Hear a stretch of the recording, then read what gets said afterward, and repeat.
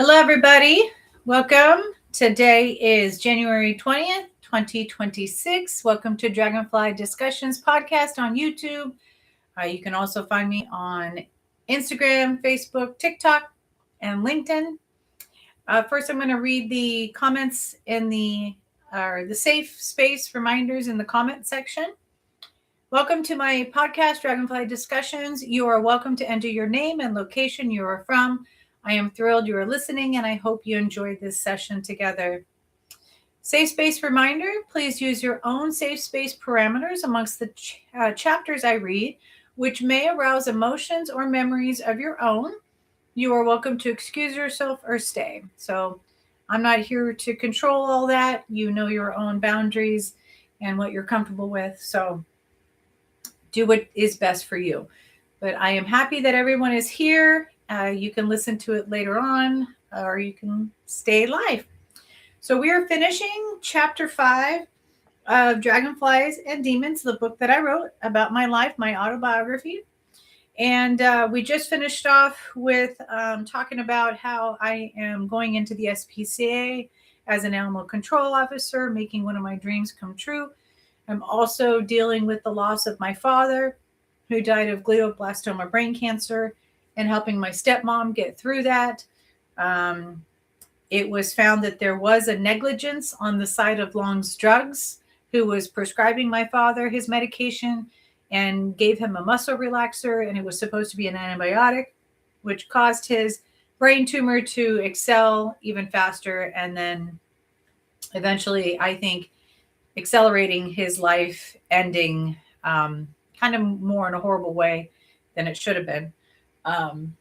So I wanted to pursue a lawsuit against Long's Drugs. I had the lawyers ready to go, but my stepmom couldn't do it, and she asked me to not pursue.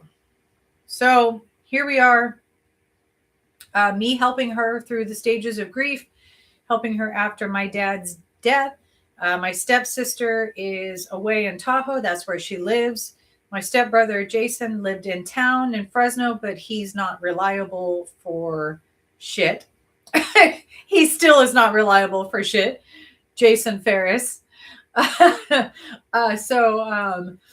I'll say his name. Anyways, that's my right of speech and my personal opinion about the guy. So we are on page 207 at the end of chapter 5, where the paragraph says, it made me very happy. So it made me very happy to be there for her, which is my stepmom. And I could tell she appreciated my time with her. She struggled the most, and I knew I had to be there for her.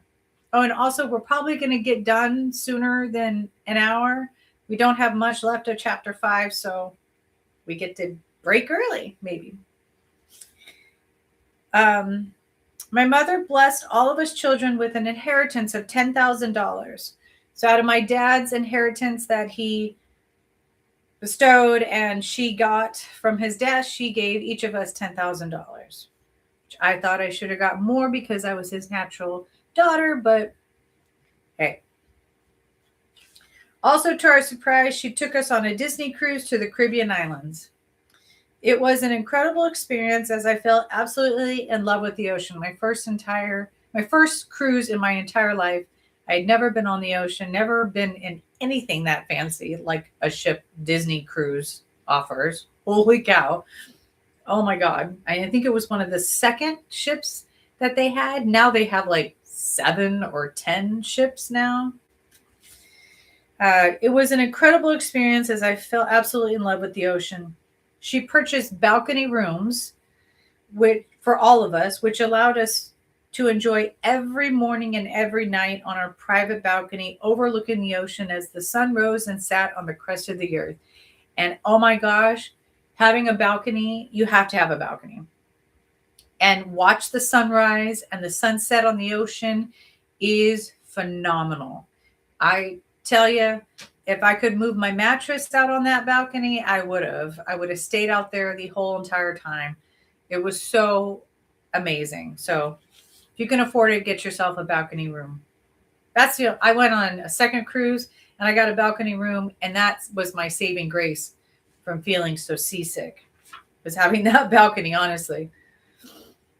When I returned from the trip, I continued to grow as an animal control officer, learning new things each time I was on duty.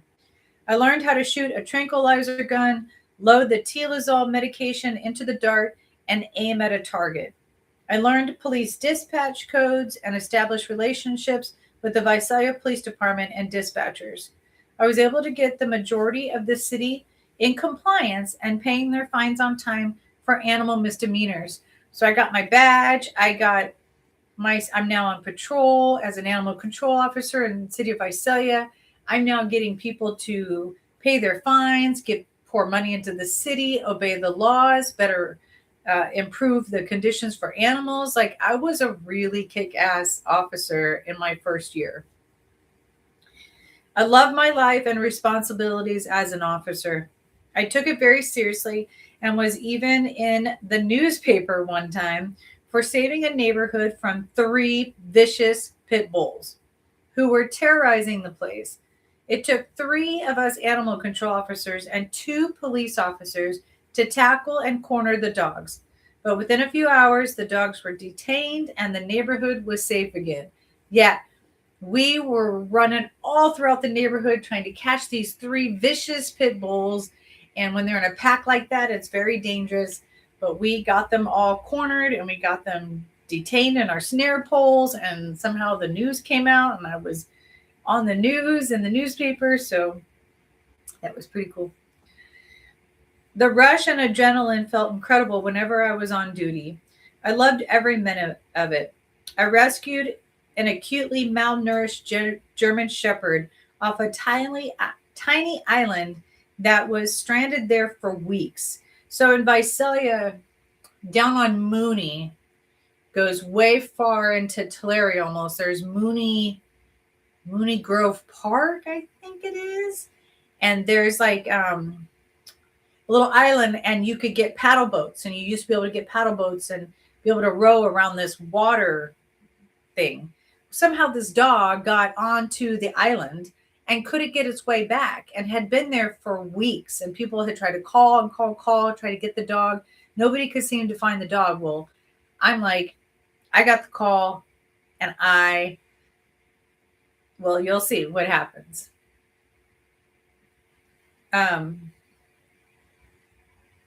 Actually, did I? No, I don't talk about it. So I'll talk about it now. I don't know why I didn't talk about it more. So literally, I went onto this island, and it was like 3:00 in the afternoon during the lighter part of the daylight savings time. And it took me a good 3 hours at least to get that dog, find the dog, get him to trust me. And then I got him snared onto the paddle boat. I paddle boated all the way there, got the dog on the paddle boat, and then got us to shore. And then we put him in the truck. So yeah, that was amazing. And he was so emaciated. Like, he had been there longer than weeks. And so unfortunately, he wasn't able to recover and he had to be euthanized. It was really sad. I did all of that just so that he could die, but he would have died out there anyways. I don't know. But anyways, I rescued baby ducklings. That's just part of the job, is the sad side of things, of animal control. I got to rescue baby ducklings out of a pool and saved alive opossum babies out of their dead mother's pouch. So yeah, there was this possum that was dead on the road, got the call, picked up the body and realized, oh, there are babies still inside this pouch. So instead of taking the babies out of the pouch and traumatizing them, I kept the mother and the babies all together. I rushed them back to the shelter, and then medically safely, we did what we needed to do with mom and the babies, and then we got them to a rescue, and it was a happy ending. But that was a trip. I captured many snakes, raccoons, and skunks. The skunks are the worst because they will spray in your truck, and then you're stuck and you're smelling it still. You're still smelling it, even though they're back there. Oh my God. And then you got to wash down your truck. Yeah. But I would set them free. I would set the snake out in the wilderness free, some way back in the country, away from people and populations. I would take the raccoons and the skunks all way back in the country and let them free. Because what are we going to do with them? And we don't really have the resources to rescue every single animal and put them in a rescue place. So the best thing is to return them back to their habitat. Not many like to talk about the other side of life as an animal control officer because it goes against all ethics of what we do, which is to save and rescue animals. However, not all animals can be saved, and not all animals make it to adoption before their time expires. An animal in a shelter usually has about 2 weeks, pretty much 2 weeks of lifespan to get adopted, or they are euthanized. Due to overcrowding, shelters are forced to euthanize animals even after all efforts are exhausted to place them in foster homes or other no-kill shelters. So that's why spaying and neutering is very important. And even if you have strays, capture them, get them fixed, and then release them. Then they can't populate. But that's the horrible side about our job, is that we had to euthanize tons and tons of beautiful animals. And I hated it. There are still so many animals that euthanasia is unfortunately the only answer to the problem. Part of an animal control officer's duties is to spend hours in the blue room, gaining your hours of euthanasia experience. It's called the blue room because the color of the euthasol, which is the drug to put animals to sleep, is blue. Therefore, one day each week, I would have to spend all day, 8 hours, in the blue room, euthanizing dog after dog, cat after cat. Then carefully placing their bodies off to the side and covering them with a blanket while they dozed off to sleep. It was horrifying. It really was horrifying. Often I would have to excuse myself and go outside the room to throw up into a garbage can or on the grass outside. It made me sick to my stomach. It would kill me on the inside to basically be murdering the very animals that I rescued. We would have to confirm that they were officially deceased and place them in barrels to go to the freezer. I couldn't believe my eyes, and each time became harder and harder to endure. Not only did we put them in barrels into the freezer, but we also placed their bodies and swung their bodies into the furnace where they were burned and cremated. And that was horrible. And then going near that furnace and then going into that freezer just made your stomach want to throw up every single time. It was horrendous. I can't even believe they allow that. I began to question if I could continue my career for the rest of my life. I loved animals too much to have to save them, but then to kill them. In early 2009, I received a call on the radio of a vicious pit bull that had attacked another neighbor's dog. When I arrived on the scene, the other little dog was deceased and the owners were distraught and wanted justice.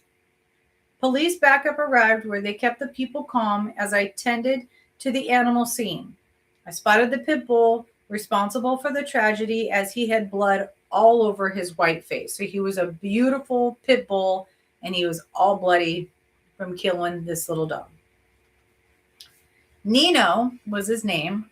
The pit bull was a large and massive white dog with black spots. So he had a couple spots. He didn't seem vicious to me at all, but was very sweet. But unfortunately, he got too aggressive and killed another person's dog. I had to take Nino and quarantine him at the shelter till court day. When an animal kills another animal, especially pit bulls, they are judged unfairly. An officer has to take the dog and charge it along with its owner of a felony crime, much like humans are charged. I cited the owner and Nino of felony charges of negligence. So just like humans are charged for crimes, so is an animal and its owner are charged for crimes, and they're held responsible for the death of another animal or a bite. I mean, we could take people to court for a bite, and we can quarantine the dog for a bite, and then we have to test for rabies and all that. I also took pictures of all the evidence and placed the dead dog's body in the back of the truck. I explained to the owners of the dead dog about the process, that a court day will be scheduled where everyone can plead their case and where I would also plead my case for the animal, Nino. They understood. On the day of the court date, I presented my case and fought for Nino to be placed on probation and not immediately euthanized. So just like humans get to be put on probation, animals can be put on probation and given like a 1-year chance, no more biting or offenses, and then the dog gets off probation and all is well. So it's just like humans, but with animals. So I didn't want him to be immediately euthanized. I wanted to at least give him a year. Let's see if he behaves and doesn't do it again, and all will be well, right? So that meant Nino could not have any bad contact with any other animal for a year, or he would be taken and euthanized, just like that. Immediately, no chances, you're euthanized.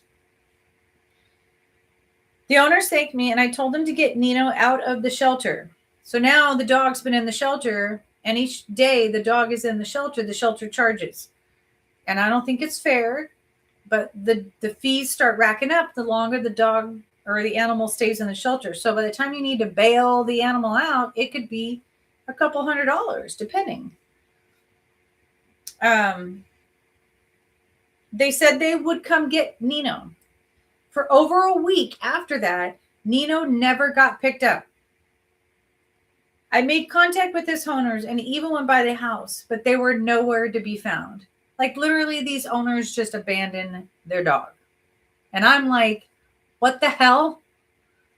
Finally, they called in and asked how much it would be to get Nino out. The shelter told them, and they said they couldn't afford the bill. I was shocked and furious. I went out during my shift that day to their house where I begged them to get the funds for Nino, but they just couldn't and apologized to me. Then I had to get them to sign Nino over to me. And just like that, they signed the papers.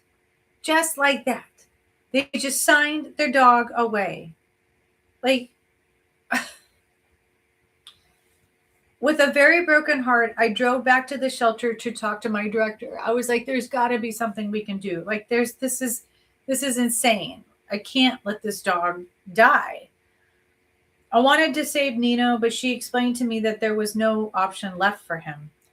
Due to his dangerous felony status, he had to be euthanized. Due to liability, no one could adopt him or rescue him. Furious, I stormed out of the door to sit outside. She came to talk to me, placed her arm around me, and quietly said to me, Cheyenne, you did the best you could. You cannot save them all. I understood what she was saying and again questioned if I could continue in the profession. Yeah, I wasn't down for the euthanization part. I didn't expect that to be as hard or constant, or see so much of it.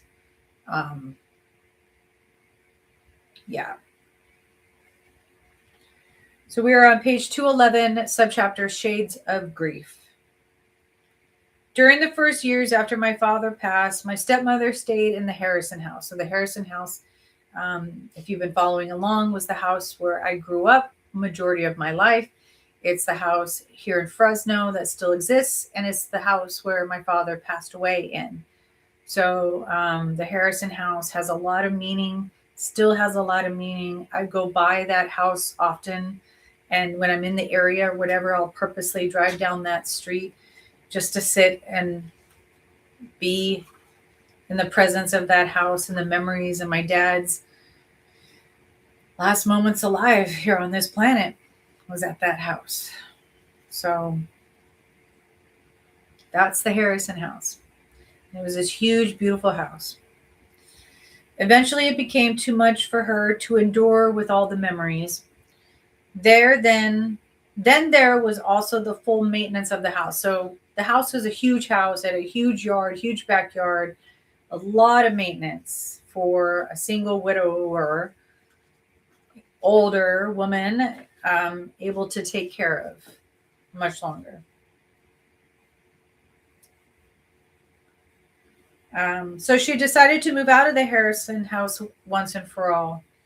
It was very emotional for all of us, but we had to allow my stepmother and I say our mother, but it's their birth mother, my stepbrother, stepsister, because she's my stepmom and then my stepmom. So we had to allow stepmom, to choose her healing process. Being at the Harrison house where my father passed was too much and it prevented her from moving on. So in January of 2009, my stepmother moved out of the Harrison house and into the Van Ness house. It was where she lived in an upscale area in the Van Ness extension of Fresno. And that is a very rich area to live in. Those houses are huge. And she lived in this gated community that was full of condos. And it was a cool little gated community. It had like a little pond in the middle. And anyway, she renovated the whole thing, gutted that sucker out, spent so much money on that house, and built a beautiful backyard, and lived there for quite a while. There weren't many people to help her out. My stepsister was working in South Lake Tahoe, where she lived and worked. And my stepbrother was extremely busy with his business. You can't depend on my stepbrother for shit. You couldn't then and you can't now. It was just a few of my stepmother's friends to help me help her move her out. Although it was very emotional to pack up the Harrison house, I was grateful to be there for my stepmother during such a difficult time. Like, even her own natural children were never there. Her own natural children didn't help her, and I was the one to help her. The majority of the time helped her. And then my stepmom's friends also helped her. But her freaking natural children, nope. Slowly, we unpacked everything into the Van Ness house and helped my stepmother settle into her new home. She was still working, but by then she was working from home. It helped her stay busy. So she's still working for this high-level position at this data processing center called Fiserv, and she's still holding down somewhat of a job, but not really, because she's really depressed still. She's taking medication now, and things are starting to not be so well. And then later on, she decides to retire. Thank God. My father's death took a huge toll on her spirit. I mean, she lost her husband. They were each other's loves for a long time. She wore black constantly and became more introverted. That's all she wore was black. She was very depressed. As I continued to succeed as an animal control officer, I continued to support my grieving stepmother and stayed connected to God as much as possible. I tried to keep the holiday traditions of my father alive, so I still was doing everything, all the holiday decorations, keeping on with everything my dad would have done had he not died. But it became too painful for everyone. Like, it started to become too much. Like, they started to be like, Cheyenne, you don't have to do all that. And that's not necessary. And we don't need to do all that. And I'm like, okay. So I was like, fine. You guys don't want it anymore? Then we're not going to do it. So it became too painful for everyone and too hard for me to continue with. If they don't want it, I'm not going to try to make them. Shame on them. So I gave up. It pained me to give up because I didn't want my father to be forgotten. That was the whole thing, was doing it, was to keep his traditions alive. Without my father, our family wouldn't have had any traditions because Linda, my stepmom, didn't have any traditions to bring to the table at all, ever, when they first met and my family got together. So, whatever. I say whatever a lot. It seemed like the family dynamics were changing, and the traditions that my father brought were not important any longer. I began to feel distant from everyone by then, and sadness filled me. Around June of 2009, I started to talk to a man from high school. He was in my stepsister's class, so he's in a grade above me. Well, I'm out of high school, but we went to high school together, and he was always a grade above me in my stepsister's class. He lived in Fresno while I was in Visalia. I knew of him and his reputation. He was questionable because he came from high society, so to speak. He was smart, opinionated, strong, and not very spiritual, which was a concern.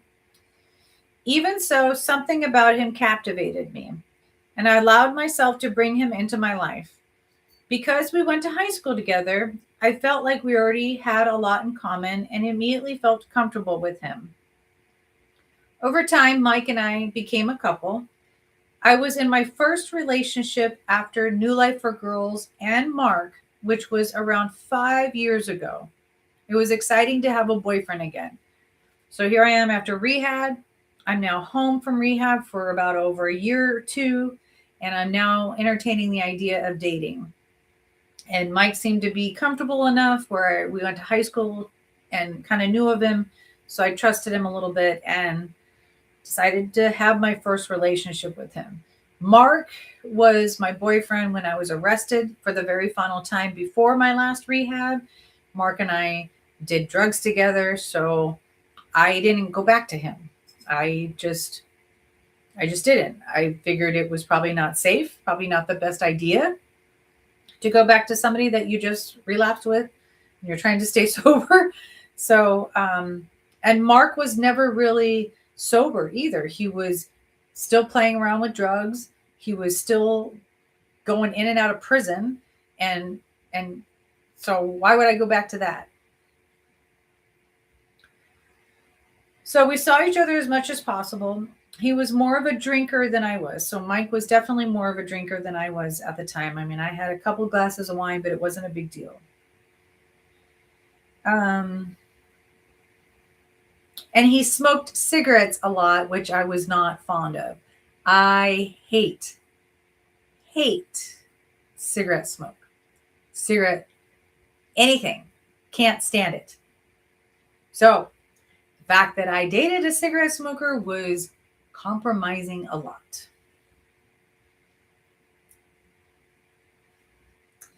Which I wasn't fond of. But he was funny and a lot of fun to be around. He was living with his mother at the time, and their lease was up soon. So here he is living with mom, and let me see, I'm 30. I'm probably about 31 now, and he's 33 probably, and he's living with mom. So that too wasn't a good sign. Like all the red flags were there. He started to talk to me about living together. I was very hesitant about living with anyone, let alone a man, and more so back in Fresno. He wasn't willing to move to Visalia, and I had some decisions to make. So I didn't want to live in Fresno. I didn't really want to go back to Fresno because that was where my drug addiction was. That's where my demons lay. And I just didn't want to ever go back to Fresno. I liked Visalia. Visalia is cool. It's a cute little town, and people are really friendly there. And I had some family there, and I had built a new life for myself there in a way. So he wasn't willing to move to Visalia. So I had some decisions to make. Could I work in Visalia? So now I'm an animal control officer working in Visalia. And could I work in Visalia and live in Fresno, which is 45 minutes apart from each other, town-wise? It would mean a lot of traveling and staying at my grandmother's on the nights that I was on call. It would mean being back in Fresno where I didn't want to return to and live again. So yeah, I could stay at my grandma's when I was on call, because when you're on call, you're like on duty for 24 hours or something like that. Like it's all day and all night, and then you get relieved in the morning. By October, I had had enough of Debbie's poor influence upon my life. Debbie is my birth mother. Debbie is still a crackhead. She's schizophrenic. She might be in jail. She might be homeless. She might have an apartment. I don't know. I don't talk to her ever anymore. But that's who Debbie is. So I'd had enough of Debbie's poor influence. So I had tried to come home from rehab. I had tried to give her a chance to have a relationship with me, but nope. Never will I have a relationship with my birth mother. She is just too far gone and incapable. Just incapable. So I decided to kick her out of my life for good. So this is around 2009. So no, I visited her in jail in like, I don't know, 2020-ish? I can't remember. She couldn't accept responsibility and hadn't genuinely apologized to me. She continued to hurt me by living on the streets, using my grandmother, and never being sober. I had to cut her out once and for all. My sobriety and happiness meant too much for me to keep allowing her to influence my life anymore. So I wrote her a letter and asked her to stay away from me and never contact me again. Also in October, I decided to move back to Fresno and live with Mike. When the day came and I looked at the empty apartment that I loved very much in Visalia, a feeling sunk deep into my stomach as I was fearful of what I was doing. As I jumped into the moving van, a sickness overcame me as I began to drive to Fresno to start a new chapter of my life, this time with my boyfriend. And that, my friends, is where I'm going to leave it. I figured we would last about 30 minutes. So now chapter 6 is finding the answers. I chose that chapter title because I really, after losing my dad, having a first relationship, living on my own, a job, school, all these responsibilities, like making mistakes. And so I'm finding the answers. I'm finally figuring stuff out and finding the answers, but it took a lot of trials. Oh my God, it took a lot of trials. And you're going to see me go through those trials and find the answers. And the key is really listening to your spirit, listening to yourself, listening to that inner voice when it is screaming at you, don't do it, this is wrong. Like you get that gut feeling, trust that. Sorry, my computer's doing something. Trust that feeling because there's a reason that it's being given to you. And if you don't listen to it, you might go through some suffering that you didn't need to go down and suffer through. Hopefully you make it out. I made it out of some really bad decisions. And that's why I'm so protective over my life today. I try to make really good decisions. I try to listen to my spirit. I try to talk to God. I try to pray. I try to seek advice from my friends. And I try not to be really quick. And I try to really listen to what I can live with once I make that decision. And I'm successful with doing that so far. So I want to also mention to you that I had a really, really, really impactful interview last Saturday. It's dated the 17th. It's titled The Drug Crisis Interview with Jim Horton. If you want to watch that live interview, well, not live, recorded interview, it is a very impactful interview about a father who lost their child to a drug addiction, a heroin addiction, and all the things that a parent goes through with that. And then here I am, a survivor of a drug addiction over 20 years, and what I put my father through. I know I put my father through so much. And had he been here, he would be able to tell me all those stories. And here I was sitting with a father, listening to all the things that their child put them through. So it was like a dynamic opportunity to be in something that I may have had my dad survived. And then here I am able to offer a perspective of a drug addict to maybe answer some of those questions that he had and still struggles with. So it's a really, really great interview. It's just a little over an hour, and look it up. It's the interview with Jim Horton. So we will meet next Tuesday at 7 p.m. We're going to dive into Chapter 6, Finding the Answers of Dragonflies and Demons, autobiography. You can find it on Amazon, or you could Google for your format that you prefer. There's Goodreads, there's Barnes and Noble, there's all kinds of places where you can find my book as well. And then once we're done reading this book, I have some other ideas to take us into further discussion, and I hope that I get more interviews with people to share their stories and carry on my podcast. So we're also going to be changing up the backdrop when we finish this book, and just to kind of give it a new look.